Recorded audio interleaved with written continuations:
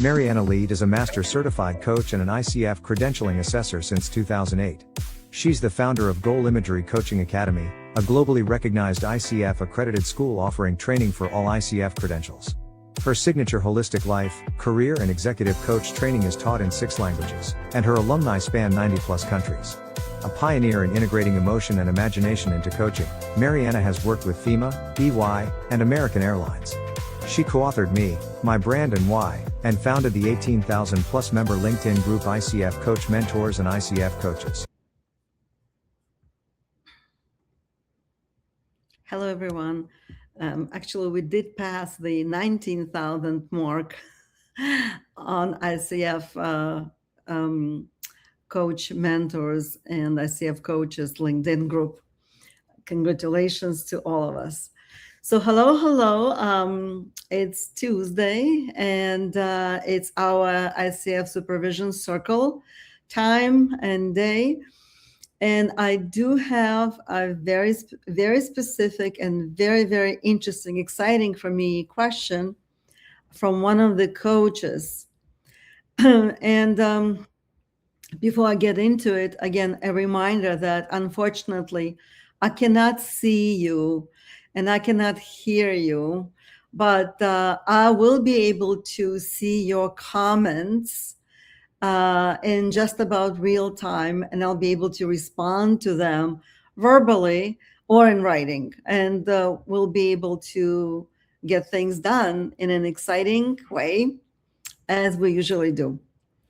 So for today, I have this incredible question, I thought, and the question is, how do coaches reconcile being present with the client when they themselves are not able to be fully present? What responsibility does the coach have in that moment? And how do we navigate the tension between the ideal of presence and the reality of being human? So there are a few questions that are clearly connected. And I think that it's really interesting how we reflect being present and what it really means for us. Are we looking for techniques to be present? Are we looking for that state of mind that actually means presence to us? And what does presence mean to you actually outside of coaching conversations and inside the coaching conversations? And what might the difference be? What kind of a standard you are measuring yourself against? I think those are important questions. And I was thinking about this, and I'm also contemplating myself and would love to hear your thoughts in terms of how do you evaluate presence? And how do you regard it even? Do you feel that presence is a state of mind? Let's see if anyone responds. Is it state of mind, or is presence a practice? And my mind goes into meditation practice because it's somewhat similar with presence. You can't be not present when you're meditating. And when for the very first time I went to meditation group to give it a try, I told my teacher that it's just impossible for me. I can't do it because my mind is always racing. I have hundreds of different thoughts competing against each other. And I'm always having creative ideas. And sometimes they're not creative at all. Sometimes I may think about, I still have to vacuum the house today or whatever, like to-do list type of things may come up. Or, I don't want to make that phone call, whichever that may be. And, I heard a very surprising answer to me, and that was years ago. before coaching even existed. I was told that, we're all human and it's absolutely natural and normal to have lots of thoughts. And the point was, when you learn how to meditate, the point was not to try to be like empty and fight something internally, but just simply not to focus on any particular thought and just consistently, systematically let them go. Just you think of something, notice it, let it go. And what it does, and what it did do for me, it just kind of increased my awareness about my own thoughts and gave me much more control over my internal state of mind. So I think, personally, I think that there's a combination of two things. I think that presence is a state of mind because it's intentional. I want to be present for you.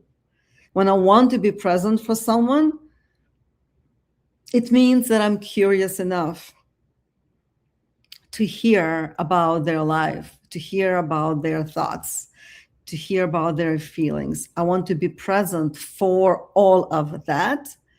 And clearly that goes for our coaching sessions equally as when you're speaking to someone who is important to you.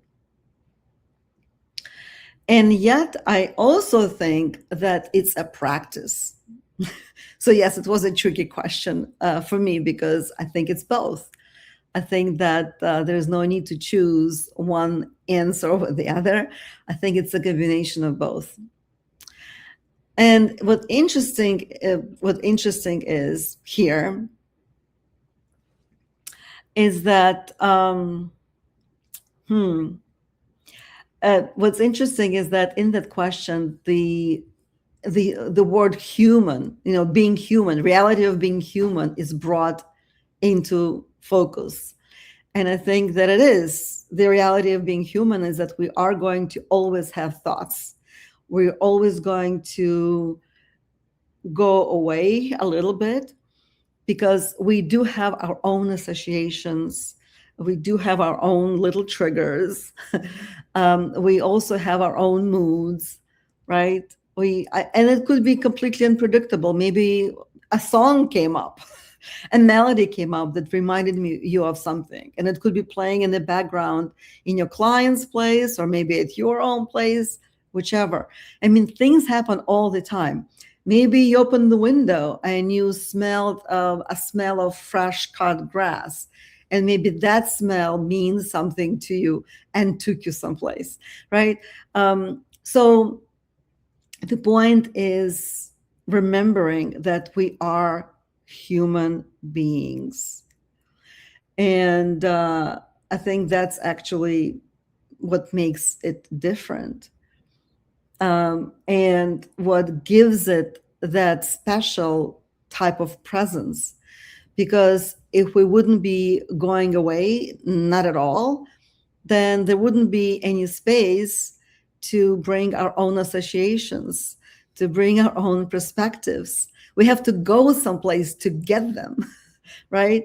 And so sometimes we may kind of go away a little further, and we just need to create more awareness. So clearly, in terms of practice is focusing on creating more self-awareness.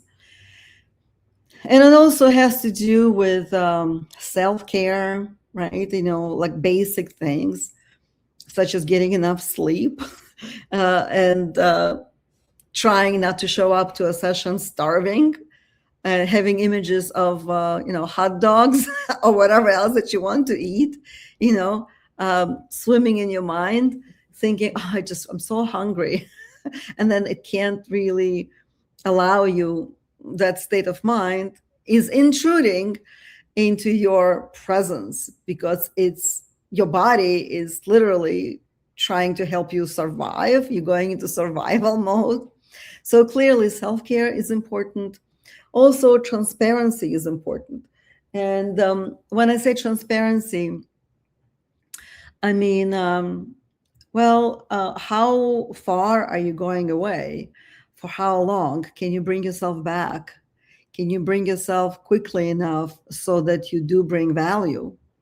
And if you cannot, then you do have to be transparent and postpone the session, do something, figure it out, right? And that would be ethically required of you, actually, because if you can't fulfill your job as a coach, then what are you doing there, right? You have to be transparent and fess up, right? So, yeah, but being human and thinking of presence as a state of mind, you also have to remind yourself that you are definitely not failing when your mind is drifting. What is actually happening, if you're noticing it,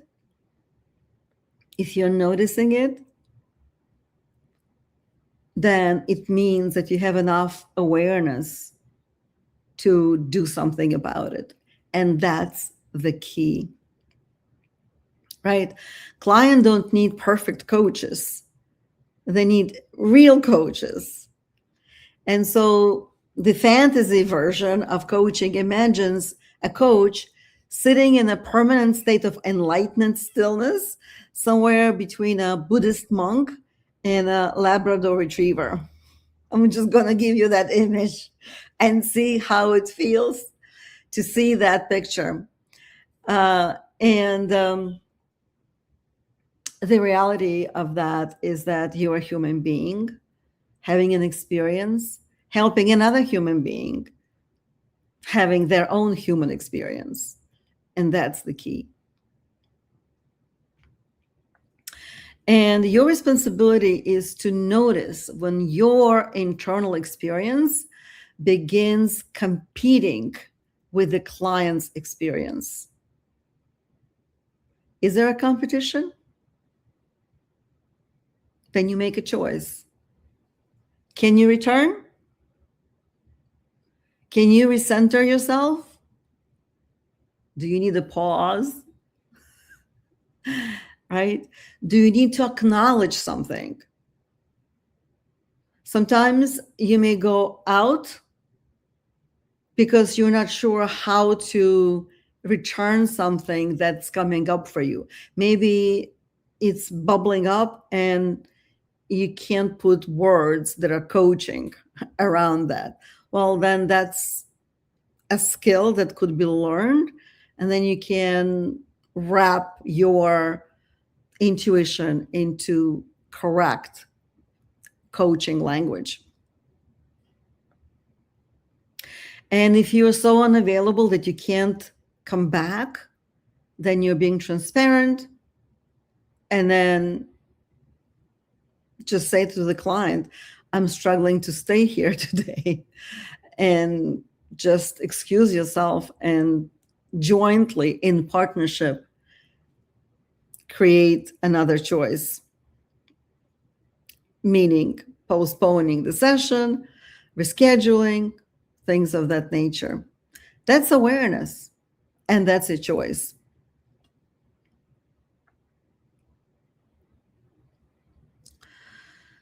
So what I'm trying to say is that your awareness of your lack of presence is actually the evidence of your presence, right? Because if you become aware of it, then you can do something about it. And to become aware means being present to it, whatever is happening. And if you're present to it, then you can decide what you want to do with it. It gives you the choice.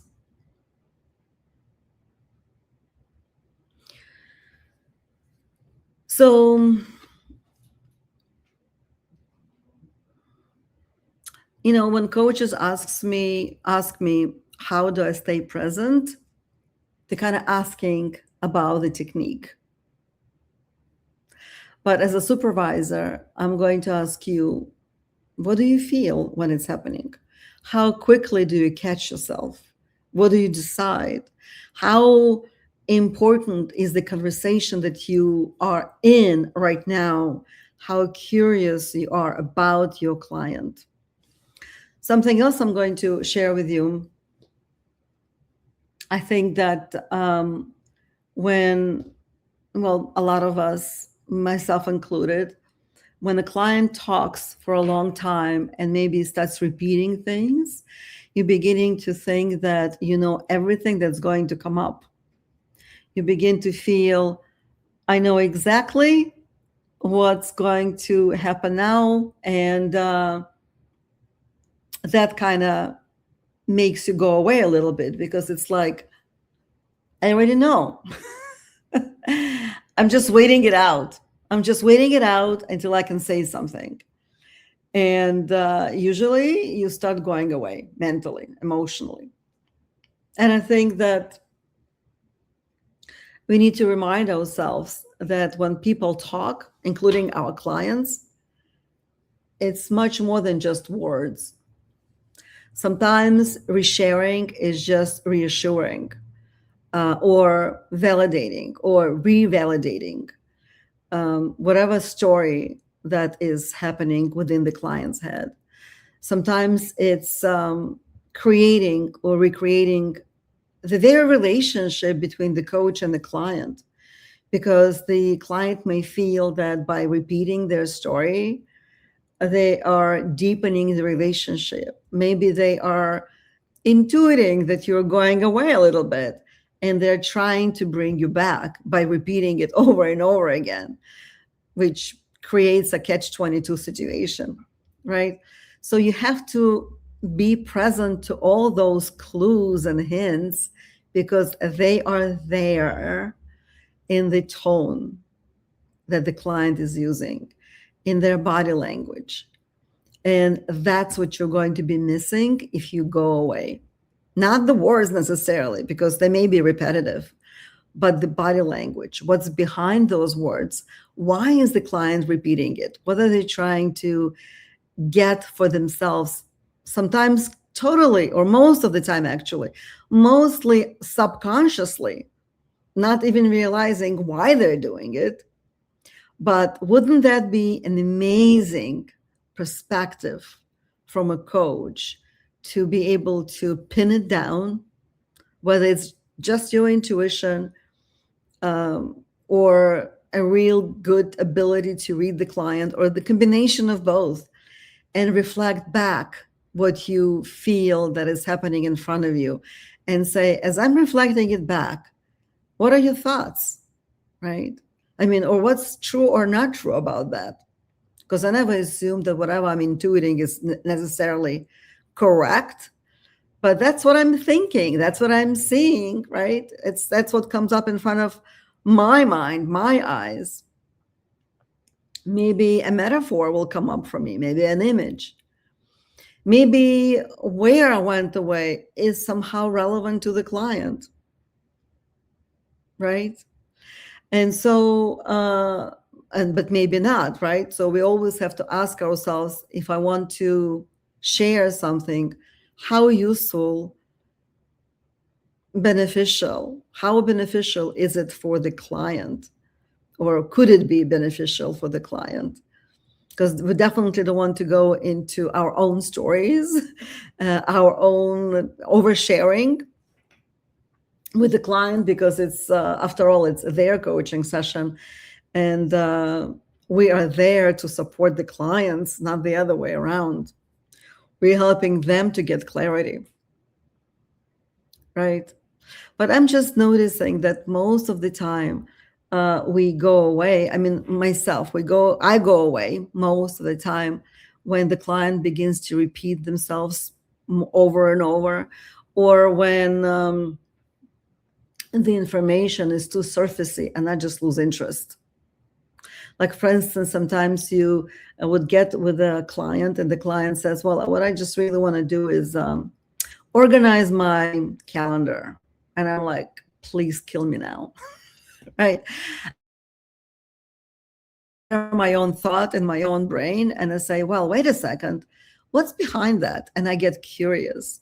And with that curiosity, it always goes deeper than just organizing the calendar, because anyone can organize their own calendar without a help of a human being, another human being, especially with all of the things that are available today, including AI and so many organization type of apps, right? And the calendar itself is so helpful, whatever calendar you use, Outlook, Google, whatever, right? I mean, it's just not very difficult if you have clarity. So then I'm beginning to think there's lack of clarity. But I'm not going to say that, hey, it looks like you have lack of clarity. I'm just literally going to ask the question that popped into my head, which is, I would just actually, I may even say exactly what I said, what I shared with you guys. I may even say, with all those apps available and AI, what makes it different and beneficial to spend our time on creating calendar that you couldn't do otherwise? Or what's behind that request? And then we get to something much more interesting, much deeper. And then I get even more curious. And then we get into a coaching session that's not about the calendar anymore. It's not mechanically looking at the calendar and saying, okay, 11 a.m., noon, 1 p.m., what's happening on Monday, what's happening on Tuesday. Because, right, it sounds ridiculous, and it is, because it's not how a client would actually choose consciously to spend the time. So they're saying, by kind of seeing what's on the surface, because they have difficulty organize their day, but they don't really think about what's behind that. And that's your job to ask. So this is just an example, but it could be anything else that sounds on the surfacey. And you kind of say, okay, well, that's not going to be an exciting session, versus becoming curious, because curiosity for the moment and for the client will always bring you back. So for those who are looking for techniques, the answer is, how can you get yourself back being curious? And what are you curious about when you're hearing the client, right? So whatever you were thinking, don't keep it to yourself. Share it with your client and ask questions that are going to be deeper than just a surfacey type of a question, and be transparent. And if your mind does go away, follow it for a second, recognize it, and see, is this information that I actually went away to fetch and bring back to my client? Or is this completely, or is this information that doesn't belong in this coaching session and I just got disconnected? I'm curious about what caused that disconnection for me as a coach. Did I get bored? Did I get tired? Did it trigger something within me? So all of those questions are self-awareness based questions. And that's how you bring yourself back with value to bring. And no matter what your response is, it's going to make the coaching session richer, and it's going to make you a better coach. Because even if there's nothing useful for the client, you got some information about yourself and you brought yourself back. And that's what counts.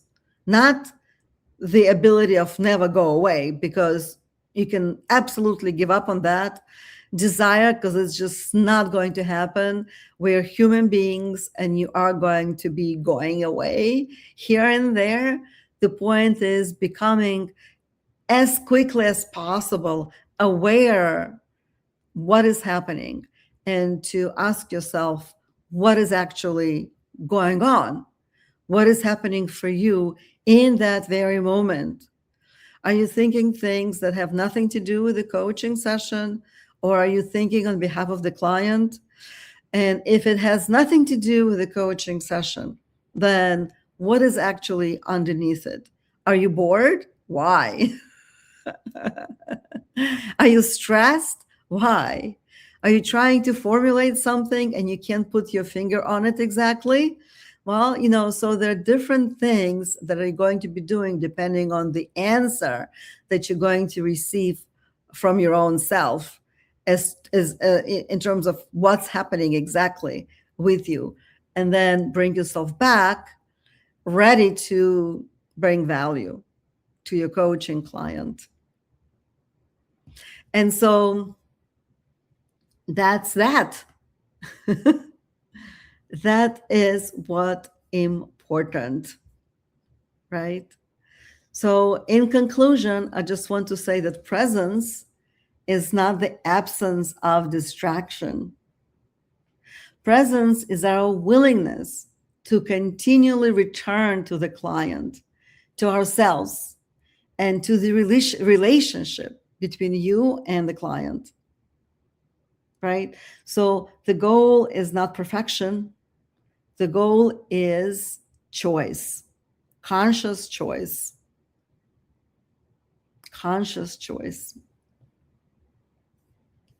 That's where we are. And that's where coaching lives.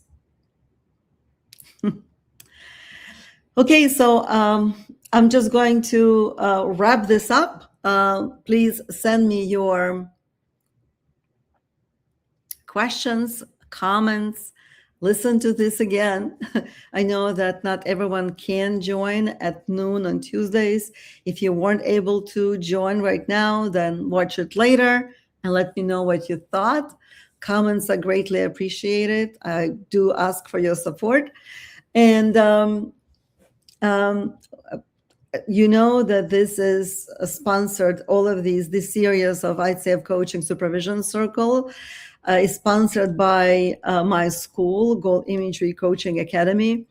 And we just recently created 2 new courses for 2 new ICF designations for ICF Mentor Specialist and ICF Supervisor Specialist.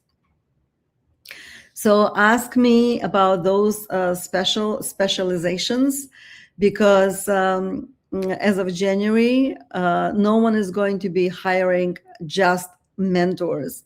You will have to have this designation, and everyone who is going to be applying for portfolio application is going to need a mentor coach who is a specialist, and everyone who is applying for renewal will also need a coach mentor. And more organizations are looking for supervisors, because more and more organizations are creating their internal coaching programs, and they all need coaching supervisors. And most of them don't want to create them internally, and they would much rather hire them from outside. And so wouldn't it be wonderful to have that designation from ICF? Yes, it would be. All right, rhetorical question. We also have team coaching, ICF accredited course. They're all 60-hour courses. They're all advanced courses. So we have team coaching. We have those 2 that I just mentioned. We also have very exciting course if you want to increase your clientele base, and it's extremely affordable. It's only $15.99 versus astronomical numbers that usually this type of courses are usually sold for. And we do support you with thinking about your business, how to create more clients, where to find them, and also how to speak with them that doesn't feel yucky, that feels good, feels authentic, in integrity, and get those new clients enrolled with you to be coached, for coaching with you. We, of course, also have level 1, level 2, and level 3. We do have some summer classes coming up. We have level 1 and level 2 coming up at the end of this month. So please inquire about that. And if you respond specifically to this announcement, I will give you a special discount. But, ask me what it is. Get in touch with me, and then we'll take it forward. Thank you so much. I'll see you next Tuesday.